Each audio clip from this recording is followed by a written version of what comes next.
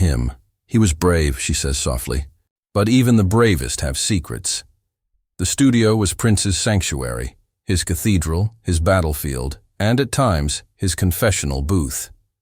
It was where he channeled his chaos into rhythm, where his heartbreak turned into ballads, and where his silences spoke louder than any lyric ever could. For Chaka Khan, being in that space with him wasn't just about creating music. It was about witnessing a man unravel and rebuild himself in real time.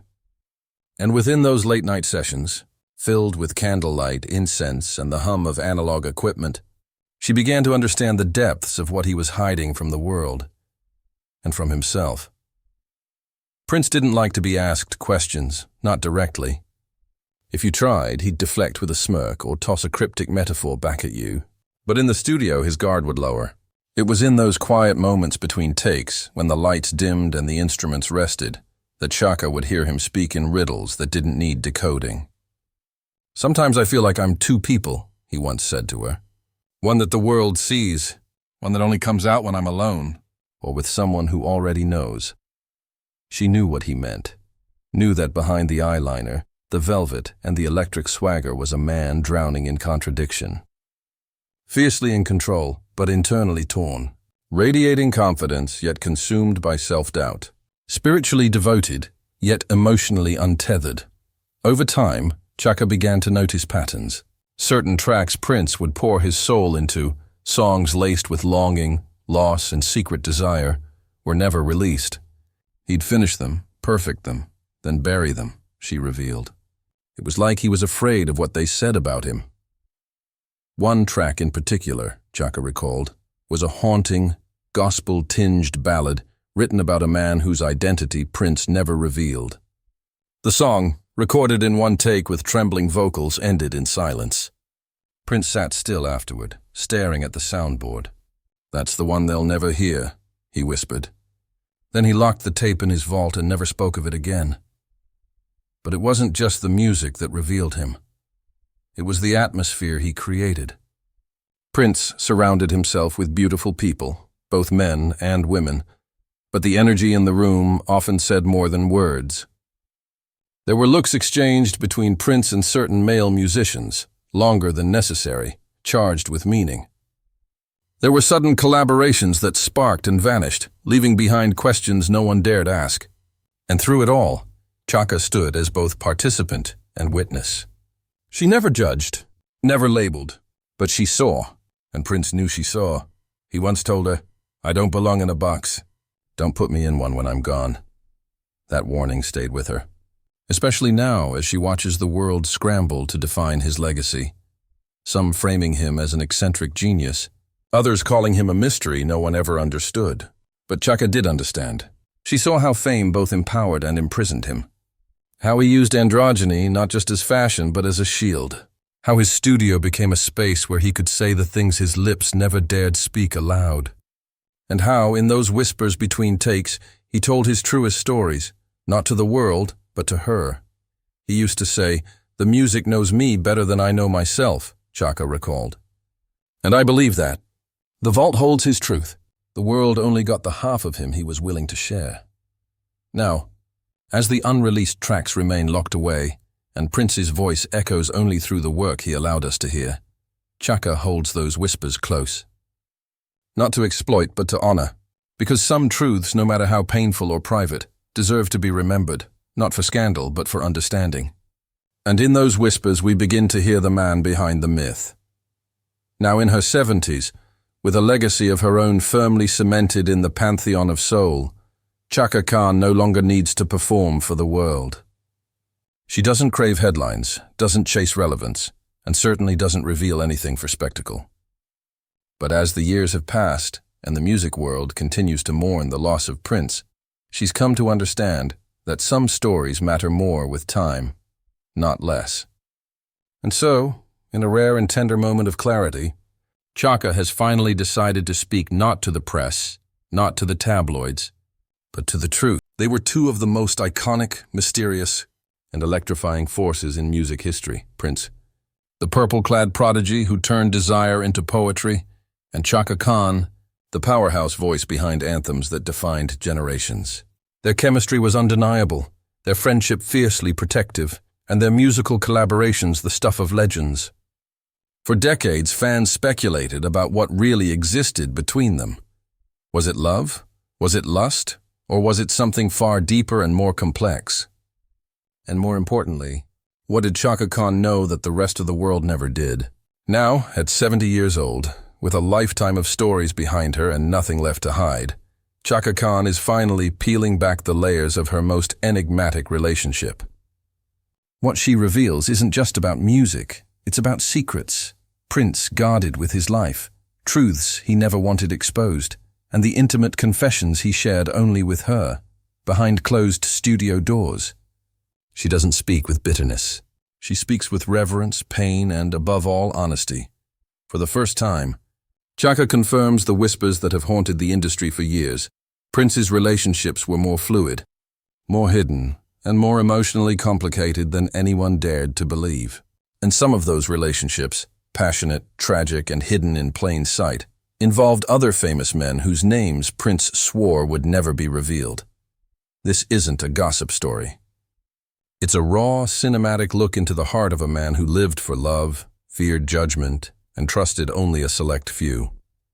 Chaka Khan was one of them, and now, she's finally telling the story Prince never could.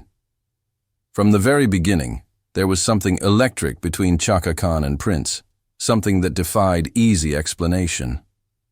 They weren't lovers in the traditional sense, nor were they simply collaborators. Their connection went beyond music, beyond friendship, and into a rare emotional territory reserved for only the most spiritual kind of soulmates.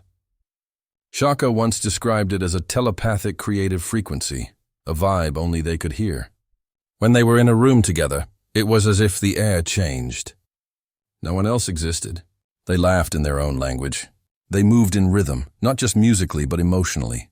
And most importantly, they understood each other's pain. Their first real collaboration came when Prince offered Chaka a song he had written and recorded, but never released. I Feel For You. That single would go on to become one of the defining tracks of Chaka's career, winning her a Grammy and launching her into a new era of mainstream success. But Prince didn't just hand her a song, he gave her something deeper, validation. At a time when her career had begun to flicker under the weight of industry politics and personal demons, Prince saw in Chaka the brilliance she had nearly forgotten in herself. He reminded me who I was, she once said. When the world told me I was fading, Prince told me I was fire. Their bond was never transactional. Prince didn't just collaborate with Chaka because she was talented. He was drawn to her because she was real. She didn't fawn over him. She challenged him. She saw through the myth, through the layers of androgyny and mystery, down to the vulnerable, guarded man he kept hidden from nearly everyone. Chaka didn't care about the legend. She cared about him, and in turn he trusted her with pieces of himself that no one else ever got to hold. Friends noticed the way Prince relaxed around Chaka, in a world where he was often intensely private, controlling everything from the lighting to the conversation. Chaka brought out a softness in him. He let his guard down. He didn't need to perform. And when they were alone in the studio, the music they created seemed to come from someplace unspoken, almost divine. But behind all the magic and laughter, there was an unspoken understanding. Prince carried secrets, deep ones. Secrets about his struggles with identity, his inner torment, and the complex nature of his desires. And Chaka? She never pried. She simply listened. It was in those quiet, late-night recording sessions, when the rest of the world slept, that Prince would sometimes open up. He spoke in metaphors, of course. He rarely admitted anything directly. But to someone as intuitive as Chaka, the truth didn't need to be spelled out. She saw it in his eyes. She heard it in the ache of his voice. Prince was a man who had lived in constant fear of judgment, not because of who he loved, but how he loved. He existed outside the boxes people tried to place him in: gender, sexuality, genre, religion. And Chaka, more than anyone, understood that chaos. Their connection was rooted in mutual protection. Prince guarded Chaka from the industry wolves. And Chaka, in turn, guarded Prince's truths. He told me things no one else will ever know, she once whispered in an interview, tears welling. Things I'll take to my grave, but now, with decades past and the weight of time softening her resolve, Chaka has begun to carefully peel back those layers, not to expose him, but to honor the man behind the myth. Because behind the purple lights and the eyeliner, behind the lace gloves and cryptic lyrics, there was a soul desperately seeking to be seen. And Chaka Khan was one of the only people who ever truly saw him. Prince lived in a world of velvet shadows and mirrored reflections, a place where nothing was ever quite as it seemed.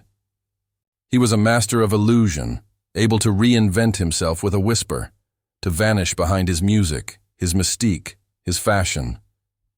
But according to Chaka Khan, there was another side to Prince that almost no one ever saw, a man who was constantly torn between his truth and the image he'd created for the world to worship. In private, he wasn't the flamboyant icon or the seductive genius.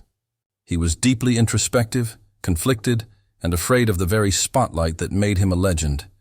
And within that conflict lived secrets he carried with him until his final breath. Secrets Chaka says he never wanted written down, but couldn't keep buried forever. There were nights, Chaka remembers, when the conversations would drift far from music.